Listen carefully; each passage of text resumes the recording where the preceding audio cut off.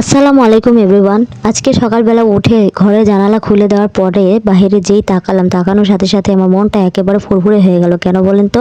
তো বাইরের দিকে তাকিয়ে দেখি হালকা কুয়াশা কুয়াশা, বাট কোনো ঠান্ডা নেই, কিন্তু ঘরের ভিতরে কিন্তু অনেকটাই গরম। কিন্তু ওয়েদারটা এত সুন্দর ছিল দেখার মতো। তো এই ওয়েদার দেখে আমি একেবারে সোজা রান্নাঘরে চলে গেলাম কিছু না ভেবেই। তো রান্নাঘরে গিয়ে একেবারে গরম গরম লুচি ভেজে নিলাম।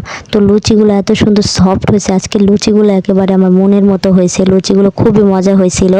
তো লুচি আর তার সাথে কি হতে পারে বলেন তো? আর কিছুই না, আজকে কোনো ডাল টাল করিনি, আজকে করছি হচ্ছে আলু ভাজি। যেই আলু ভাজি দেখলে আপনারা হাসবেন কিনা আমি জানি না, বাট এই আলু ভাজিটা আমার কাছে খুবই পছন্দের, খুব ফেভারিট আমার এই আলু ভাজিটা, যেটা হলুদ ছাড়া একটু ভেজা ভেজা হবে আলু ভাজিটা। তো জাস্ট একটু কাঁচামরিচ, একটু ধনিয়া পাতা, একটু পেঁয়াজ দিয়ে এই ভাজিটা করা, হালকা পানি পানি করা।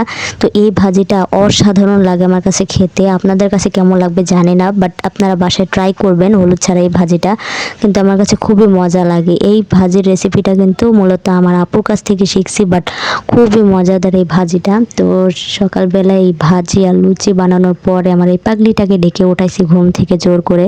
তো ঘুম থেকে ওঠানোর পরে আমরা দুজনে নাস্তা করতে বসে গেছি। তো আমি এদিকে তো একেবারে পাগল পাগল, আমি রান্নাঘর থেকে এসেই গান গাচ্ছিলাম আর খাচ্ছিলাম, আমি আর আমার ছোট ভাগ্নি মিলে।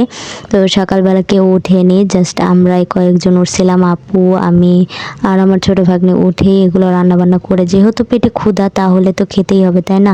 আর পেটে ক্ষুধা থাকলে কিছুই ভালো লাগে না, তাই না?